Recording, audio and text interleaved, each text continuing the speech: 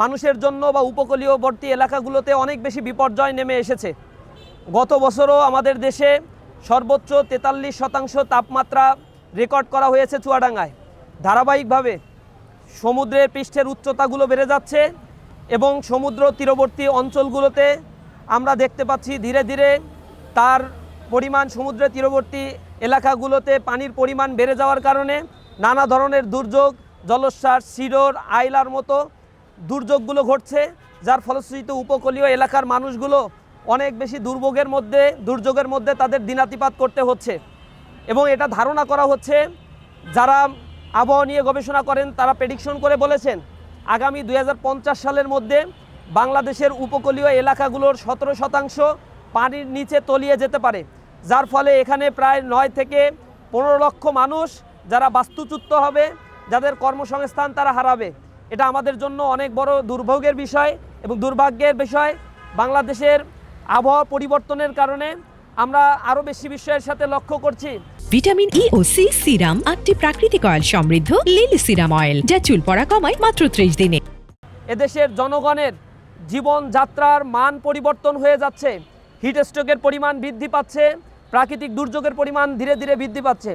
এই প্রাকৃতিক দুর্যোগের কারণে আমরা দেখছি প্রতি বছরই উপকূলীয়বর্তী এলাকার মানুষের মধ্যে তারা বাস্তুচ্যুত হচ্ছে, তাদের কর্মসংস্থান হারাচ্ছে, তারা নিজেদের ঘর বাড়ি বাদ দিয়ে ঢাকা সহ শহরের এলাকাগুলোতে তারা পাড়ি জমাচ্ছে। ধীরে ধীরে বেকারের পরিমাণ বেড়ে যাচ্ছে। এই জায়গা থেকে প্রতিরোধ করার জন্য সরকারকে আশু পদক্ষেপ গ্রহণ করতে হবে। প্রতি বছরই জলবায়ু সম্মেলন হয়, 31টি সম্মেলন ইতিমধ্যেই অনুষ্ঠিত হয়েছে, কিন্তু জলবায়ু পরিবর্তনের কারণে যে দেশগুলো ভালনারেবল অবস্থায় রয়েছে সেই দেশগুলোকে কার্যকর পদক্ষেপ গ্রহণের জন্য উন্নত দেশগুলো যে ধরনের ফান্ডিং দেওয়া দরকার তা দিচ্ছে না। জলবায়ু পরিবর্তনের জন্য আমাদের মতো দেশ, অনুন্নত দেশগুলো কার্বন ডাই অক্সাইড নিঃসরণের সবচেয়ে বেশি ক্ষতির মুখোমুখি হচ্ছে। আর সবচেয়ে বেশি যারা কার্বন আরোহণ করে, যুক্তরাষ্ট্র, রাশিয়া, পার্শ্ববর্তী ইন্ডিয়া অথবা চায়না, সেই দেশগুলো কার্বন আরোহণ করার ফলে আমাদের মতো অনুন্নত দেশগুলোর উপরে অনেক বেশি চাপ পড়ছে এবং জলবায়ুর এই পরিবর্তনগুলো ঘটছে। এই জায়গা থেকে অতি দ্রুত পদক্ষেপ গ্রহণের জন্য বিশেষজ্ঞরা দুই ধরনের কথা বলে, একটা হচ্ছে অভিযোজন প্রক্রিয়া আর একটা হচ্ছে প্রশমন প্রক্রিয়া। দুই প্রক্রিয়ার মধ্য দিয়েই এই জলবায়ু পরিবর্তনের এইটা আমাদের রোধ করতে হবে।